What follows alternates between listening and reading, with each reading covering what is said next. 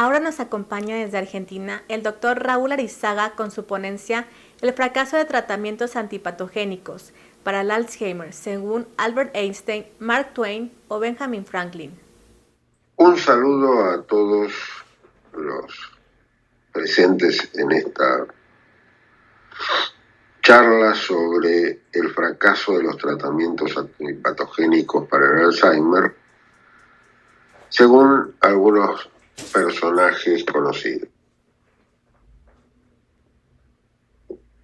Hay una frase que dice que locura es hacer lo mismo una y otra vez y esperar resultados distintos. La frase ha sido atribuida a Albert Einstein, ha sido también atribuida a Mark Twain, atribuida a Benjamin Franklin, y la verdad es que nunca apareció escrita por ella, y bueno, no tenemos testigos fehacientes que puedan asegurar que alguno lo dijo. La frase está escrita así en un libro de Rita Mae Brown que se llama Sudden Death, pero no sabemos si es de ella o ella la tomó de algún lado. Lo importante es que es una frase que realmente es significativa para explicar muchas cosas, y entre otras cosas el tema de los tratamientos antipatogénicos del Alzheimer, descrito en 1906 por Alois Alzheimer en su enferma August Detter, y que se transformó de una rareza anatomopatológica por su poca frecuencia debido a cambio demográfico al envejecimiento poblacional, en un verdadero problema de salud pública. Los tratamientos pueden ser sintomáticos o antipatogénicos para el Alzheimer o para cualquier enfermedad. Un paciente no tratado tiene, en el caso del Alzheimer, según esta diapositiva de Serge Gautier, esta evolución. Un paciente con un tratamiento sintomático va a tener una evolución similar, pero lo que vamos a ver es que el tiempo en que determinado evento ocurriría está retardado, es decir, retrasa la progresión de la enfermedad. Y un tratamiento antipatogénico es aquel que hace que la enfermedad o se detenga definitivamente o inclusive se revierta. El grave problema es que en el Alzheimer no tenemos tratamientos antipatogénicos. ¿Y por qué no hay un tratamiento antipatogénico en el Alzheimer? Si ya van casi 116 años de su descripción y más de 60 de su explosión. Explosión debida, como hablábamos, a el cambio demográfico, al envejecimiento poblacional. Y el tema ocurre porque desde la primera descripción de Alzheimer, que ustedes pueden leer como él las describía en estas diapositivas, esas diapositivas no son de Alzheimer, no había microfotografías en la época de Alzheimer, sino que eran dibujos.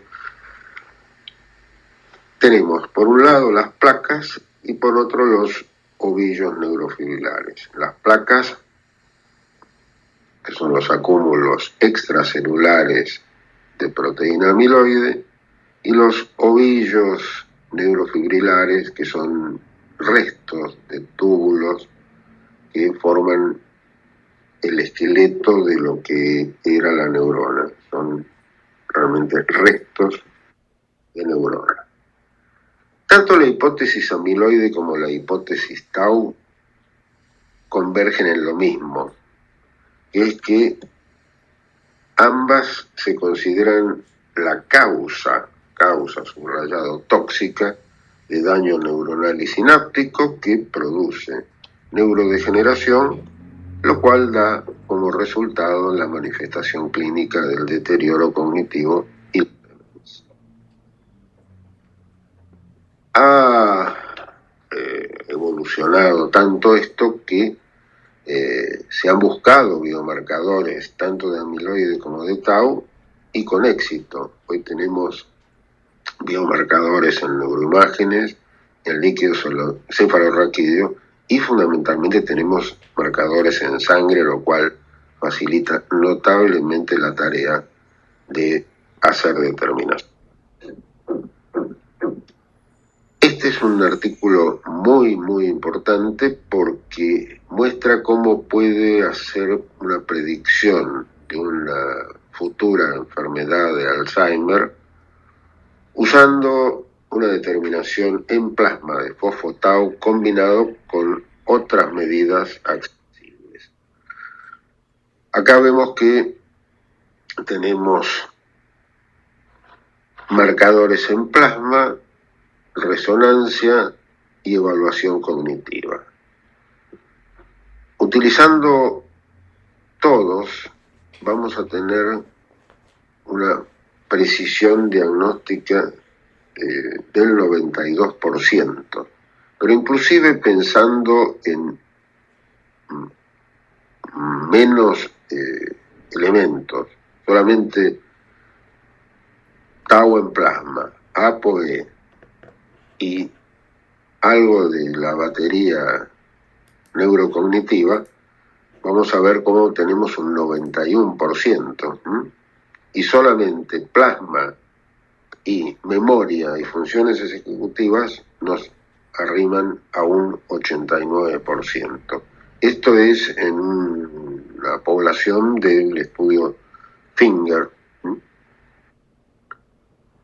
Fíjense el área bajo la curva, este es el mejor modelo, y este es solo con plasma tau en plasma.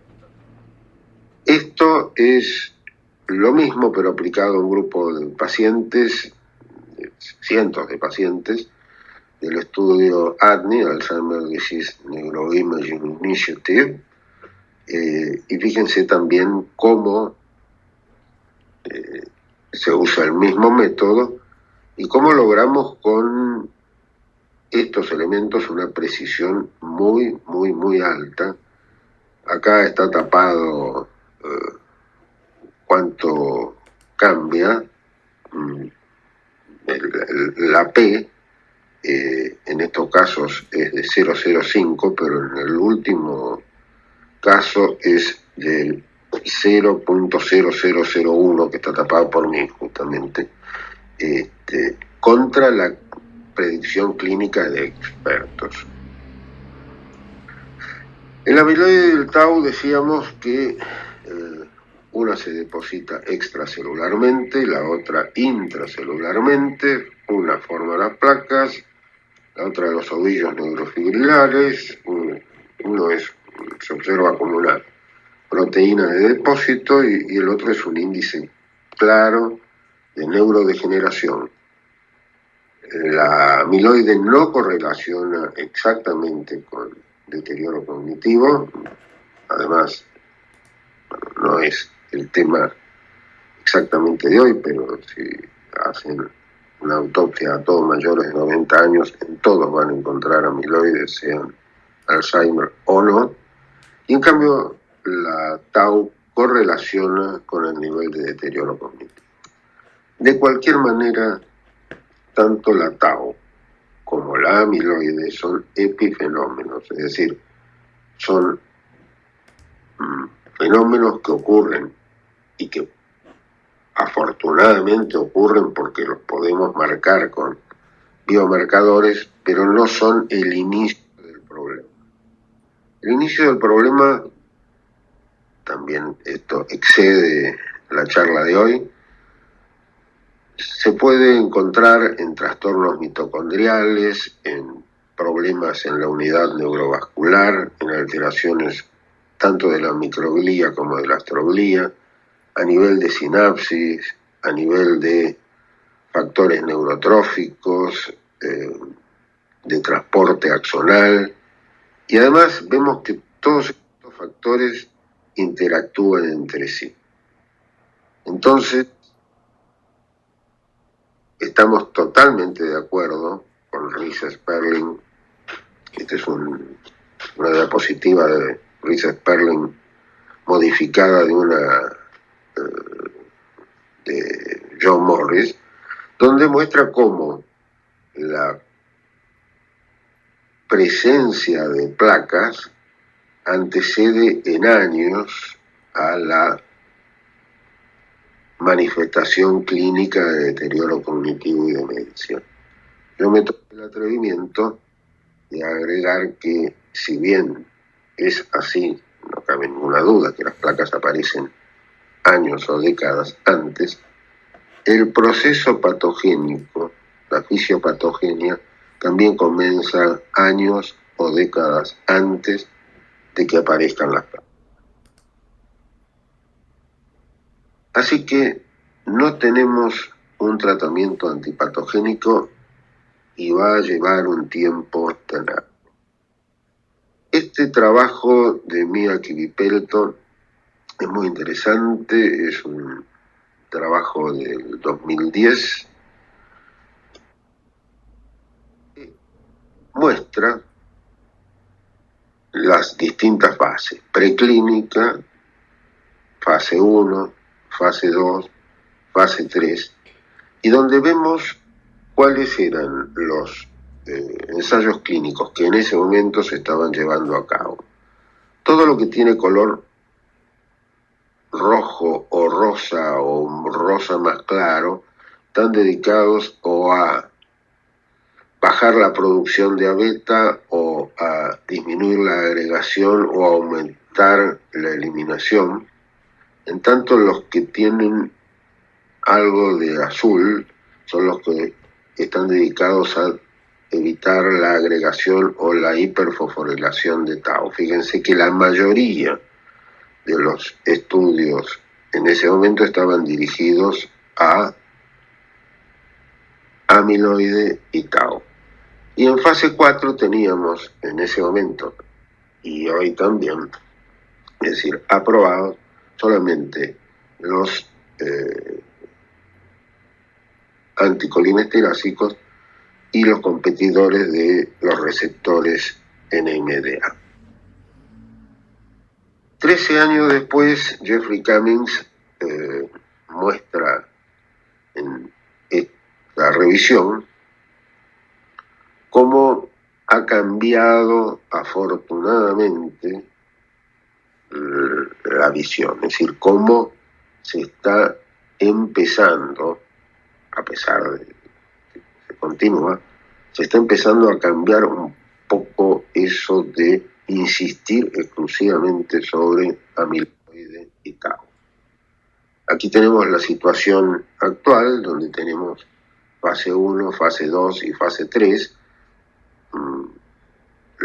Los de fase 4, es decir, los aprobados, siguen siendo los mismos, y vemos cómo se ha cambiado el objetivo y cómo ya se estudian no solamente amiloide y tau, sino ver factores epigenéticos, inflamación, metabolismo, trastornos de neurogénesis, trastornos de neurotransmisores, estrés oxidativo, plasticidad sináptica y neuroprotección, unidad neurovascular.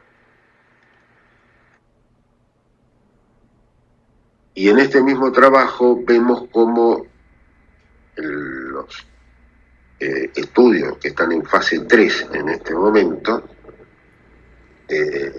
hay un 16% que trata problemas neuropsiquiátricos, hay un 16% que busca estimuladores cognitivos y hay un 68% que son estudios que buscan modificar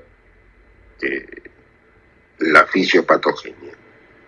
Es decir, los faltantes tratamientos antipatogénicos que hablamos. Y fíjense cómo amiloide y tau son solamente una parte. La mayoría de los estudios están dedicados a la microbiota, a los estrés oxidativos, a la unidad neurovascular, a trastornos metabólicos y a proteinopatías. Es decir, es realmente un cambio que ha ocurrido, no es completo, pero en 13 años ha evolucionado mucho. Y si nos fijamos en ese mismo trabajo de Jeffrey Cummings, encontramos que hay 33 estudios, tanto en fase 1, 2 o 3, que están dirigidos a modificar de alguna manera la acumulación o la producción de tau, y hay 84 estudios que están dedicados, como decíamos, a otras cosas como a la neurogénesis, a neurotransmisores, unidad neurovascular, plasticidad sináptica, etc. Así como no tenemos tratamientos antipatogénicos, sí tenemos tratamientos sintomáticos. Y los tratamientos sintomáticos, esto es del mismo trabajo que publicó Mia Quinipelto, vemos que son los anticolinesterácicos, la donepezila, la ribastigmina y la galantamina. En ese momento también ya estaba aprobada la opersina, pero fundamentalmente en China y en Estados Unidos, no en Europa. Y el antagonista de los receptores de NMDA, que es la memantina. Esos son los antisintomáticos que estaban aprobados y que son los que nosotros utilizamos en la clínica. Y es interesante ver que aparte de la actividad sintomática, estos tienen un potencial, una actividad neuroprotectiva potencial, que puede influir en la decreción de la producción y la toxicidad de A beta, y también decrecer, en el caso de la memantina, la toxicidad de A beta, prevenir la hiperfosforilación de tau, disminuir la reacción inflamatoria de la microglía en la inflamación crónica y aumentar la liberación de factores neurológicos. Resulta que hay también una cantidad de medicamentos que desde hace años se usan o se usaban, algunos han salido ya de mercado, que realmente nunca la medicina basada en la evidencia pudo demostrar su efectividad. Sin embargo, el marketing ha hecho que existan y que duren, digamos, ya llevan décadas. ¿Y cómo hacer para que la forma de prescribir los medicamentos cambie? La única forma es la educación médica. Nosotros, hace unos años, en el Instituto de Servicios Sociales para Jubilados y Pensionados, que se encarga de la salud de los mayores de 65 años en Argentina, detectamos en un estudio sobre 1.500.000 prescripciones cómo era la distribución. Fíjense que en el año 2009 prácticamente era un poquito más de la mitad de las prescripciones correspondían a memantina, ribastigmina, donepezilo y galantamina. El resto eran medicamentos cuya efectividad para el deterioro cognitivo, la demencia, Alzheimer, no estaban probados. A partir de ahí comenzamos con cursos de educación médica a distancia, presenciales, meeting, congresos, y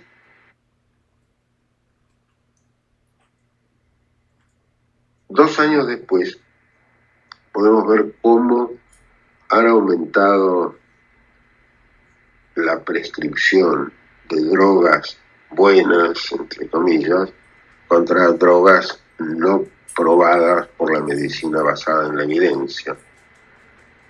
No es una gran diferencia, pero son solo 2 años de trabajo, o sea que si nosotros lográramos hacer una educación médica continua sobre el tema, realmente podríamos modificar el uso de medicamentos sintomáticos, tanto en qué tipo de medicamento, como en qué momento de empezar a usarlo, y facilitar el acceso a esas drogas. También a utilizar esos medicamentos con dosis adecuadas, es decir, darle 10 miligramos de memantina y 5 miligramos de donepezilo a un paciente y realmente algo le puede hacer, pero tenemos que tratar de ir a la... Así que la idea era charlar un poco sobre esta frase que no sabemos exactamente de quién es, pero aplicándola al tema que a todos nos interesa, a todos nos apasiona y a todos nos preocupa, ¿no? Es decir, esto de hacer lo mismo una y otra vez y esperar resultados distintos. Tenemos que pensar que Alzheimer, si viviera hoy, no estaría seguro insistiendo, más que él tampoco lo relacionó, hizo la descripción anatómica, pero tampoco buscó una explicación en la presencia del depósito extracelular de amiloide e intracelular de tau. Lo describió como un hallazgo peculiar, raro, como dijo él. Entonces, creo que sí tenemos que usar una frase que sí dijo Einstein, que la medida de la inteligencia es la capacidad de cambiar. Es decir, dejemos de estar encasillados en determinadas teorías y tratemos de pensar, tratemos de abrir la mente y buscar caminos nuevos para poder solucionar o paliar significativamente esta epidemia que tenemos y que realmente es un factor de impacto económico, médico, por supuesto, y social. Muchas gracias por su atención.